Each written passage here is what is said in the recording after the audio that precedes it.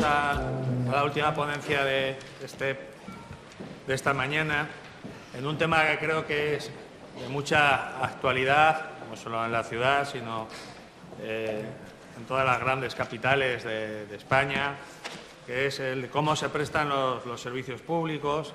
La ponencia es entre la internalización, que es el término más preciso frente al de remunicipalización, que no existe en el diccionario de la Real Academia de la Lengua, y su prestación mediante contrato, depuración conceptual y condicionantes jurídicos.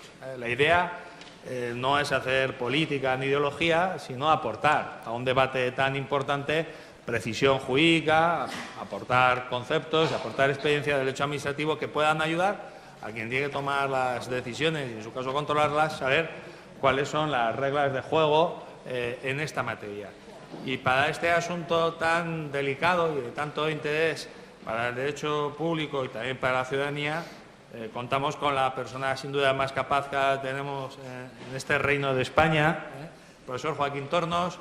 Joaquín Tornos es catedrático de Derecho Administrativo en la Universidad de Barcelona, fue decano de la Facultad de Barcelona, fue el presidente del Consejo de Garantías Estatutarias de la Generalitat de Cataluña hasta el 2006 y desde el 2011, si no me equivoco, tiene un despacho profesional que ha sido premiado con muchos títulos al mejor abogado, entre los 10 mejores abogados de, no sé si de España o Europa. Es muy bueno, lo cual me lo creo. Y por lo tanto, para nosotros es un lujo que esté aquí. Es abogado, pero sigue haciendo la docencia y la investigación, sigue siendo un referente, múltiples sus colaboraciones y siempre muy interesantes sus reflexiones. Yo le quiero agradecer que esté hoy aquí, porque creo que es un lujo para la Universidad de Zaragoza y para los que estamos poder contar con sus enseñanzas y sus reflexiones. Joaquín, cuando quieras. Bien, muchas gracias, buenos días. Muchas gracias, Chema, pero en fin, me parece que has exagerado muchísimo y no me has hecho un favor, porque pone las expectativas tan altas que lo único que puede pasar ahora es que vayamos hacia abajo, ¿no? Pero bueno, intentaré mantener de alguna manera el nivel, ¿no? Siempre ya sabes que estoy encantado de venir aquí, de volver a Zaragoza. En esta facultad de Medicina estudió mi padre, aquí cuando esto era Facultad de Medicina, por lo tanto encantado, ¿no?, de estar aquí, ¿no?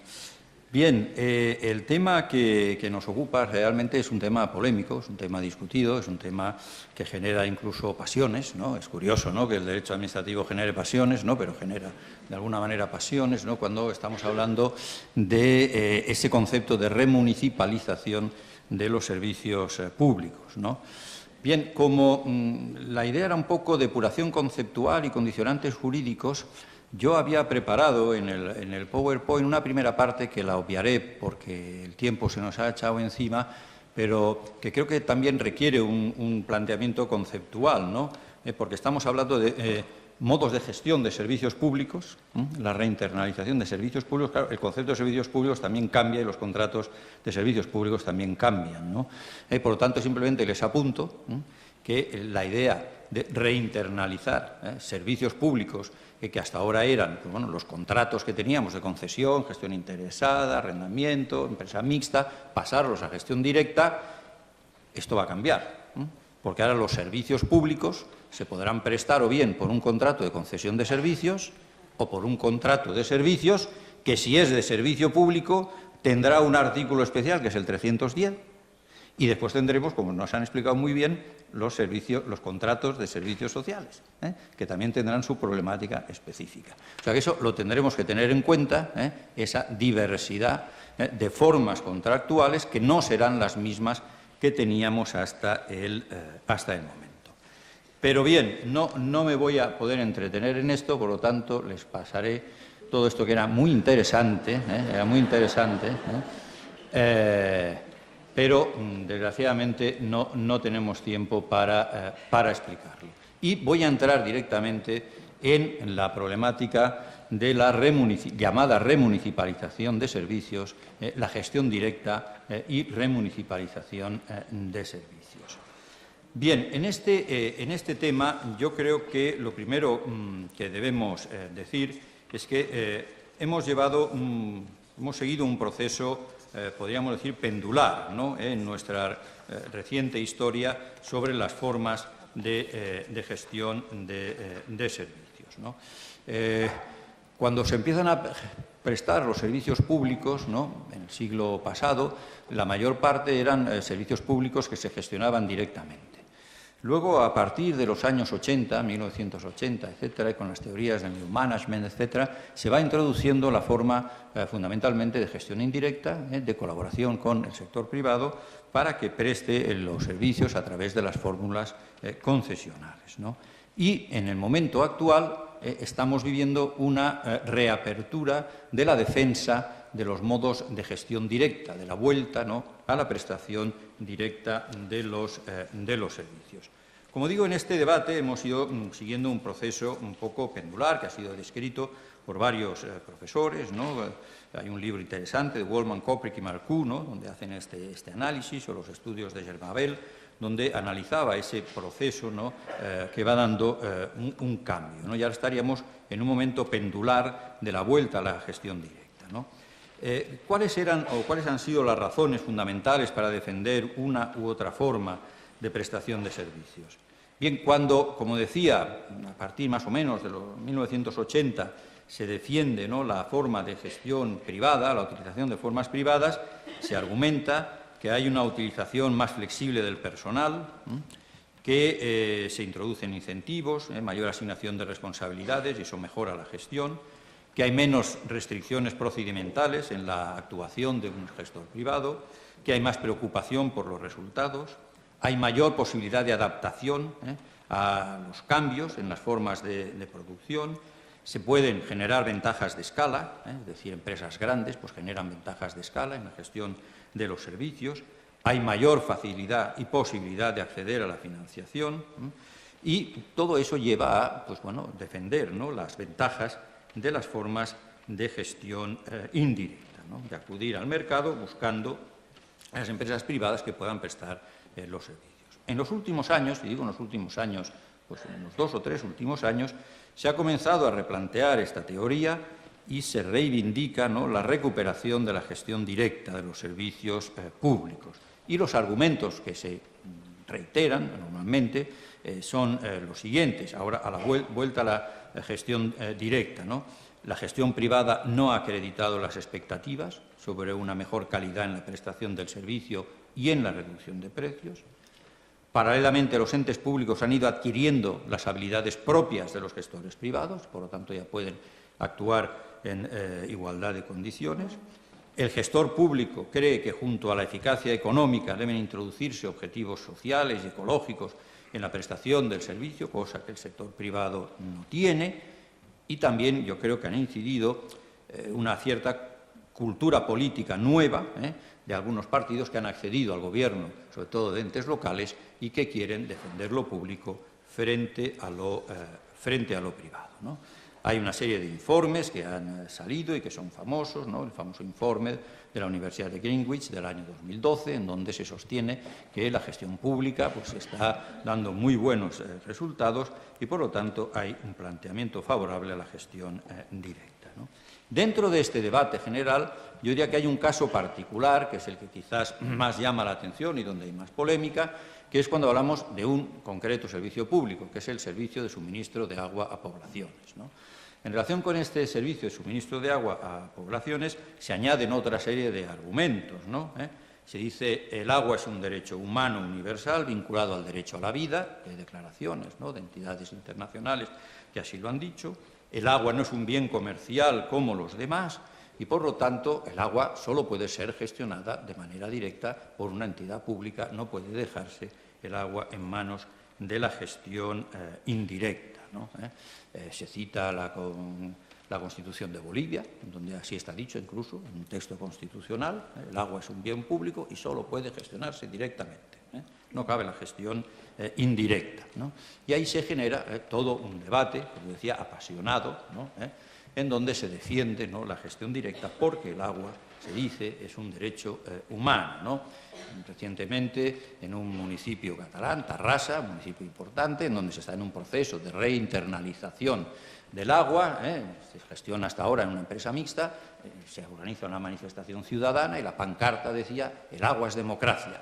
Bueno, bien, ¿no? como queriendo decir, el agua es democracia, pues no sé, parece ser que el que gestiona indirectamente no es demócrata. Bueno, y se defendía la gestión directa, el agua es democracia. Bien, como digo, ahí se ha hecho mucha teoría en ese sentido. Se cita el caso de París, volveré después sobre París, se cita el caso de París, donde se ha internalizado la gestión del agua, se ha reinternalizado la gestión del agua, se pone como ejemplo. Quien defendió esto era una diputada socialista, luego ecologista, Anne Lestrade. Anne Lestrade publica un libro en donde defiende esto, pero lo defiende de una manera muy política, ¿no? El libro se titula algo así, Mi lucha contra las multinacionales, ¿no? La batalla contra las multinacionales, ¿no? Entonces, así que esto, defender la gestión pública es una lucha contra las multinacionales, hay que acabar con ellas, ¿no? Y por lo tanto hay que pasar, en todo caso, a una gestión directa del servicio del agua. Y cita a su favor, que tengo dos grandes aliados, uno es el Papa Francisco y otro es James Bond, ¿no? Dice el Papa Francisco, porque ha hecho una encíclica en donde sí, es verdad, habla del agua como derecho universal, pero el Papa Francisco se refiere a aquellos países en donde no hay acceso al agua, no se está refiriendo ni a Francia, ni a España, ni a Italia, ¿no? Y la película de James Bond es una película que pasa justamente en Bolivia, ¿no? En donde, bueno, el malo malísimo de la película de James Bond, que siempre hay un malo malísimo, es uno que quiere quedarse con todos los acuíferos, ¿no? Y explotarlos, ¿no? Y explotar a la población. Bueno, en fin, quiero decir que no son los ejemplos. Y, por tanto, como decía, hay que hacer precisiones conceptuales, hagámoslas también en el tema del agua, que es un caso, como digo, que nos sirve de ejemplo, ¿no? El agua es un derecho humano. Bien, todo el mundo tiene que tener derecho al acceso al agua, sin duda, pero trasladar de ahí que eso suponga una forma de gestión pública, bueno, no olvidemos una cosa, en nuestro país el agua es un bien público porque así lo dice la legislación. Todas las aguas son bien público, por lo tanto no hay problema, no estamos como en Colombia, no es el problema de Gisbon, no, aquí el agua es un bien público. Y segundo, el servicio de suministro de agua a poblaciones es un servicio público, está así establecido en nuestra legislación. Por lo tanto, el problema será otro, el problema será cómo se gestiona bien ese servicio público. Por tanto, yo a la frase que se utiliza mucho, ¿no? Water is a human right, sin duda, el agua es un derecho humano, a mí me gusta citar otra que no sé de quién es, la vi escrita y no sé de quién es, que dice water is a God's gift, but he forgot to lay the pipes. Es decir, el agua es un don de Dios, pero Dios se olvidó de poner las tuberías. Entonces, claro, el problema es que poner las tuberías cuesta dinero. Poner las tuberías cuesta dinero. Y entonces el servicio de suministro del agua a poblaciones es un servicio que requiere mucha inversión, que requiere mucho conocimiento técnico, que requiere, por lo tanto, toda una serie de capacidades. Y entonces la pregunta, la reflexión debe ser cómo se puede llevar a cabo esa prestación de la mejor manera posible. Y ahí es donde creo que debe centrarse el debate. ¿Qué es más eficiente? ¿Un modo de gestión público o un modo de gestión privado? Creo que es ahí donde debemos centrar el debate y donde debemos centrar los conceptos. Bien, por lo tanto, precisiones conceptuales. Primero, remunicipalizar y reinternalizar la gestión de servicios públicos. No insistiré, creo que el concepto de remunicipalización no es un buen concepto, porque no estamos hablando de remunicipalizar servicios, sino que lo que nos estamos planteando es si es posible reinternalizar servicios públicos. Ese es el debate. Si servicios públicos que ahora se gestionan indirectamente, los pasamos a gestionar directamente, recuperamos la gestión directa. Esto es reinternalizar el servicio. No remunicipalizar, porque los servicios están municipalizados. El servicio del agua, y vuelvo al agua, es un servicio público. Por lo tanto, no se trata de remunicipalizar el agua. El agua es un servicio público y nadie ha discutido, a nadie se le ha ocurrido, que yo sepa hasta el momento, privatizar, en el sentido duro de la palabra, el servicio del agua. El servicio del agua es, y así lo dice la legislación local, un servicio público. Por lo tanto, no se trata de remunicipalizar el servicio del agua, la recogida de basuras u otros servicios públicos. No, se trata de decidir si lo volvemos a gestionar directamente por la Administración. Por lo tanto, primer concepto. ¿Qué sería remunicipalizar? Bueno, si, por ejemplo, un servicio que se ha privatizado, ese sí, en sentido duro, como son los servicios funerarios, que ahora están liberalizados, ahora se decidiera una nueva ley, no, volvemos a convertirlos en servicio público. Eso es remunicipalizar. Se ha descubierto que la gestión liberalizada de los servicios funerarios no ha funcionado bien, porque realmente no ha habido competencia, por ejemplo. Bueno, pues volvamos a municipalizar los servicios funerarios. Bien, es una opción, pero no es de lo que estamos hablando nosotros en ese momento. Estamos hablando de reinternalizar los servicios públicos. Segunda precisión conceptual. La gestión indirecta es una privatización, cierto, pero formal, no sustancial. Es decir, la gestión, a veces se dice, hay que recuperar la gestión directa para evitar con la privatización del servicio. Bueno, ¿de qué estamos hablando? La gestión indirecta, ciertamente, es privatizar el modo de gestión del servicio, pero no es privatizar el servicio. Cuando concedemos el servicio de suministro del agua, no hemos privatizado el agua, en sentido duro. Lo único que hemos decidido es que esto lo prestará mejor un gestor privado. Privatizar, ¿qué sería? Lo que se hizo con los servicios funerarios. Eso sí que fue una privatización en el sentido duro. Es decir, no, eso al mercado. Esto al mercado, que haya competencia y usted vaya al servicio funerario que quiera, porque ahora esto se lo presta en concurrencia el sector privado. Eso está privatizado. Por lo tanto, privatización, sí, pero formal, simplemente, no una privatización sustancial. Y tercera idea, me parece muy importante, gestión indirecta y control de la prestación. La gestión indirecta no supone pérdida de control por parte de la Administración sobre la prestación del servicio. La Administración sigue siendo la titular del servicio, es la responsable, la que debe garantizarlo, y por lo tanto ella define las condiciones de la prestación. Las tarifas del servicio privatizado las fija la Administración pública. El cómo se debe prestar el servicio lo fija la Administración pública, y la Administración pública debe controlar que realmente se cumplan las condiciones en virtud de las cuales ella cree que debe prestarse este servicio. Por lo tanto, no hay una dejación del servicio público.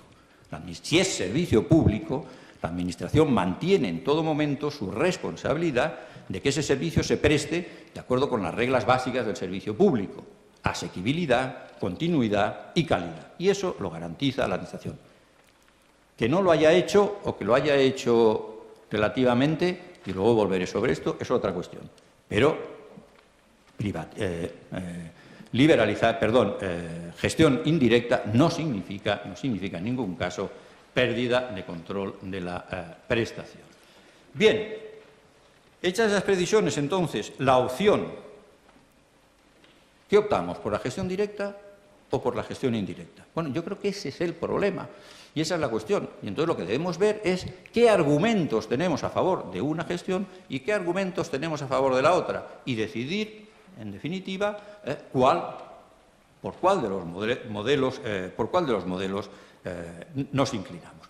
Y ahí tenemos alguna serie de condicionantes. Ahí podemos tener alguna serie de condicionantes. Primero, el derecho comunitario nos dice algo. ¿Nos impone la preferencia por un modo de gestión o de otro? En principio no. En principio no. La directiva 2014-23, en su artículo 2, nos dice: la presente directiva reconoce el principio de libertad de administración de las autoridades nacionales, regionales y locales.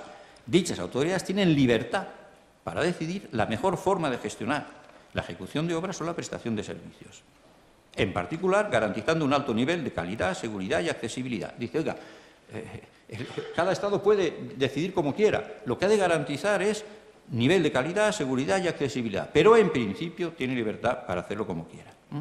Y añade, punto 2, la presente directiva no afecta a los regímenes de propiedad de los Estados miembros y, en particular, no requiere la privatización de empresas públicas.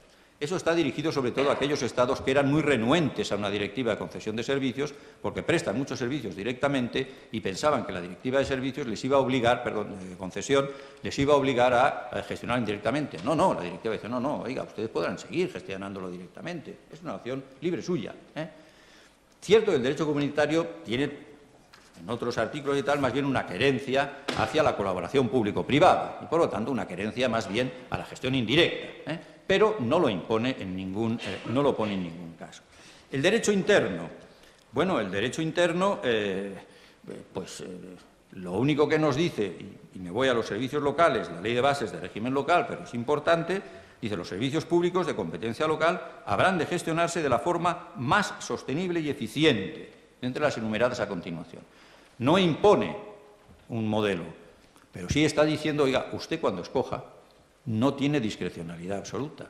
Usted, administración local, deberá demostrar, cuando adopte la decisión de si lo gestiona directa o indirectamente, que la forma que usted ha escogido es la más sostenible y la más eficiente de las que usted aquí tiene. Usted tiene estas posibilidades, pero habrá de motivarlo en el expediente de contratación por qué he escogido esta fórmula. No porque a mí políticamente es la que más me guste, o por la que está en mi programa electoral, no, porque es la más económica, la más sostenible y la más eficiente. Y aquí, evidentemente, se añaden todos los condicionantes de las normas en materia de estabilidad presupuestaria y financiera que exigen a las administraciones públicas que sus presupuestos estén equilibrados, que no se endeuden, etc. Por lo tanto, eso deberá tenerse muy en cuenta en el momento de adoptar la decisión, que se cumplan con todos estos requisitos. Bien, añadiría que el proyecto de ley de contratos que se está discutiendo incluye en algunas enmiendas en donde se muestra una clara tendencia a favorecer también la gestión indirecta, haciendo intervenir a las autoridades de la competencia. Hay enmiendas de Ciudadanos y del Partit Democràtic de Cataluña, la 416, 816, 938, que dicen, bueno, cuando se tenga que escoger el modo de decisión, tendrá que intervenir la autoridad de la competencia. La autoridad de la competencia tendrá que decir cuál es el sistema que, en principio, es el más recomendable. Bien, voy avanzando. Opción por la gestión directa o indirecta. Criterios a tener en cuenta. Otros criterios que van un poco más allá de lo jurídico, pero que, evidentemente, hay que tener en cuenta. La diversidad de servicios. Pues depende de qué servicio, depende de qué servicio. No es lo mismo suministro de agua que recogida de basuras, que el alumbrado público, que los servicios sociales. Pues bueno, dependerá también de cada servicio cuál es el modelo, que en cada caso puede ser más recomendable, ¿no? Por ejemplo, a mí, los servicios sociales, ¿no? Se han llamado servicios personales, ¿no? ¿Por qué? Porque es muy importante la relación entre quien presta el servicio y quien lo recibe. Entonces, que ahí intervengan indirectamente entidades del sector, creo que añaden un valor muy importante que habrá que tenerse en cuenta. Creo que es mejor una gestión indirecta a través de entidades del tercer sector que una gestión directa. O al menos es un criterio a tener en cuenta. Tamaño del municipio. Bueno, pues claro, dependerá, ¿no? Depende del tamaño del municipio. No es lo mismo un municipio pequeño que un municipio grande, según el tipo de servicio. Según si es un servicio que requiere una red y es un municipio con muchos núcleos dispersos, en donde pues, el trazado de la red cuesta mucho o no, o es un servicio como la recogida de basuras, en donde no hace falta poner red, sino que el camión puede ir, ¿no? Por todas partes. Pues todo eso habrá que tenerse en cuenta. Y si el municipio es pequeño, a lo mejor hay que ir a fórmulas de entidades intermedias, ya sea creando mancomunidades o consorcios, o acudiendo a la Diputación. Muy importante la situación financiera del ente local, muy importante. ¿Qué inversiones hay que realizar también? Si yo reinternalizo, bueno, ¿en qué estado está este servicio? Yo reinternalizo el servicio de suministro de aguas. Resulta que hace 20 años que no se ha hecho una inversión, que el agua sale por todas las tuberías y que hay que meter una cantidad de dinero impresionante para volver a hacer las tuberías. ¿Tengo dinero suficiente? ¿Tengo dinero suficiente, municipio, para hacer esas inversiones? Bien, eso habrá que tenerlo en cuenta, ¿no? La relación concesional existente. Claro, esto también es muy importante. No es lo mismo reinternalizar al fin de la concesión que reinternalizar estando la concesión vigente. Si está vigente, hacer un proceso de rescate. Un rescate es una expropiación. Una expropiación cuesta dinero. Entonces, quizás es bueno esperar al fin de la concesión, entonces se abre una ventana de oportunidad, como ya no tengo que rescatar, bueno, pues puedo decidir que entonces reinternalizo, es decir, ya no lo saco a concurso y lo gestiono directamente. Es, por tanto, algo muy importante también a tener en cuenta. Y, por último, el tema del personal y su integración en la administración titular del servicio. Es un tema fundamental, capital. Es el que está generando más debate y más discusiones. Y ahí los sindicatos pues también están, en fin, haciendo sus propuestas y no todas son iguales, ¿no? Hay sindicatos que ven con bastante desconfianza la reinternalización de los servicios, porque desconfían, ¿no?, de la integración del personal de las empresas concesionarias en los entes municipales y en qué condiciones. Y, por lo tanto, no lo ven con muy buenos ojos. No me voy a extender en ello, ese es un tema muy complejo, porque aquí tenemos dos dos principios: el principio del artículo 44 del Estatuto de los Trabajadores, pro trabajador y, por lo tanto, subrogación por sucesión de empresa, pero la normativa pública te dice, no, Estatuto del empleado público, mérito y capacidad, por lo tanto no puede ser que este señor se convierta, ¿no?, en un empleado público sin pasar por el procedimiento, ¿no?, de publicidad y concurrencia. Bueno, ahí hay muchísima jurisprudencia, no voy a extender en ello, el concepto este famoso a mí me gusta mucho, ¿no?, esto del indefinido no fijo, ¿no?, es muy bonito, ¿no?, indefinido no fijo, ¿no?, bueno, pero claro, a mí no me gustaría ser indefinido no fijo, ¿no?, no me daría mucha seguridad, esto de ser indefinido, ¿no? En fin, ¿no? Bien, quiero decir que ahí hay una problemática importante, muy importante, y que desde luego se debe tener en cuenta en el momento de adoptar la decisión, ¿no? Bien, todos estos son criterios, ¿no?, a tener en cuenta, ¿no? Y ya para acabar, ¿no?, reflexión final, ¿no?, algunos puntos, ¿no?, algunos puntos que me parecen importantes, ¿no? Yo lo he apuntado ya, ¿no? Yo creo que hay que llevar el debate a un debate sosegado, un debate que no se deje llevar, ¿no?, por apriorismos, ¿no?, o por conceptos, ¿no?, en fin, muy llamativos políticamente, sino llevar el debate a criterios de eficiencia y defensa de los derechos de los usuarios. Es decir, ¿cuál va a ser el mejor sistema de prestación del servicio público? Porque, en definitiva, si es un servicio público, lo que nos debe preocupar es dar el servicio de la mejor manera posible a los usuarios, al menor coste posible, con la mayor eficiencia posible. Y eso lo presta mejor el servicio público, perdón, la gestión pública o la gestión privada. Os vuelvo a repetir, pues dependerá, vamos a verlo, vamos a analizarlo, vamos a hacer informes serios en donde nos pueda llevar a tomar la decisión, ¿no? Valorar la realidad. Puede ser útil contrastar las experiencias. Bueno, ¿y qué ha pasado allí donde se ha reinternalizado? ¿Se ha conseguido una mejor gestión del servicio? ¿Es cierto que se ha mejorado recuperando la gestión directa? Bueno, pues vamos a estudiar los casos. Yo simplemente les citaré una información que ha dado hace poco, un estudio de la Cámara de Concesionarios y Empresas vinculadas al sector público, que puede decirse es sesgado, no lo sé, pero los datos que da son ciertos. Por lo tanto, pueden haber estudios que a lo mejor dicen otras cosas, pero al menos este es un estudio, ¿no? Y en este estudio, publicado hace poco, se dice, bueno, ¿qué ha ocurrido allí donde se ha llevado a cabo la remunicipalización y se dijo que eso iba a bajar las tarifas, iba a mejorar el servicio, etcétera? Y dice, pues veamos, por ejemplo, en Arenys de Munt, población cercana a Barcelona, una vez asumida la gestión directa, el ayuntamiento aumentó un 30% los costes del servicio y empeoró significativamente los objetivos de rendimiento de la red, pasando de 74,5 a un deficiente 57. Figaró-Montmany, la promesa de no subir tarifas con la gestión pública quedó en una subida entre el 53 y el 131. Y en La Granada, la misma promesa incumplida se tradujo en una subida entre el 23 y el 148 del precio del agua. Bueno, París. Dice, bueno, en el municipio de París, claro, se dice que ha ido muy bien, pero París se hizo porque se acabó la concesión, se acabó la concesión. Y cuando se dice París, París es muy grande y donde se internalizó no fue en todo París, sino una parte de París, ¿no? Allí se consiguió una pequeña bajada de tarifas, pero se dice, bueno, pero es que en la parte que no era París, es decir, bueno, en la parte donde no se reinternalizó de París, allí se hizo un concurso público que fue muy duro entre Veolia y Suez. Bueno, pues si en lo reinternalizado la tarifa se bajó el 7%, allí donde se hizo concurso público se bajó la tarifa en un 14%. Bueno, por lo tanto sí se bajó, pero donde hubo concurso público se bajó más.